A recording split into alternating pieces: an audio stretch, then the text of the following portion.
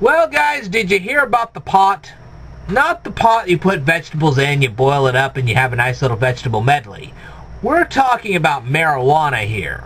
Okay? Apparently there was this guy in Los Angeles who put this marijuana in a box, got it all taped up, ready to ship, and went and sent it through United Parcel Service to some address in Philadelphia. Okay? Now, United Parcel Service, that is your UPS. Okay? For those of you who don't know what United Parcel Service is. Okay, now, UPS checked out the address in Philadelphia and found out that that address really didn't exist. What was more interesting was that the package ended up going, instead of to Philadelphia, to Seattle. Why did it go to Seattle? Well, because the return address on this box was listed as a Seattle Kmart.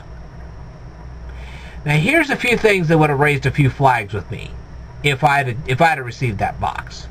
Number one, you have somebody shipping it from Los Angeles.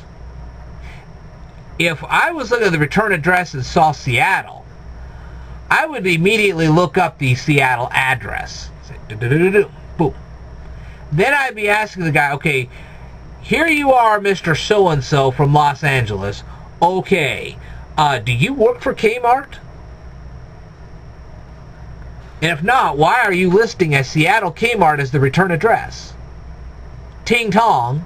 Now, where was the drug-sniffing dog at the United Parcel Service to sniff this box out?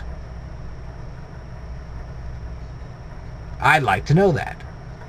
And wouldn't it have rung a few bells just looking up that address in Philadelphia, knowing that that address didn't really exist?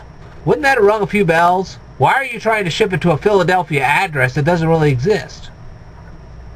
Ting tong. After hearing all this, I'd rather ship my packages through FedEx. But that's just me.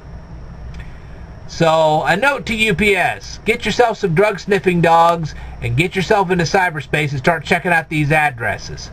A simple check of the addresses would have stopped this whole thing from happening in the first place. There you go. Remember how I told you guys that people are becoming, they're getting these smartphones, and their smartphones are actually becoming smarter than they are? There you go. Alright, I will tell you more in a future video, so stay tuned.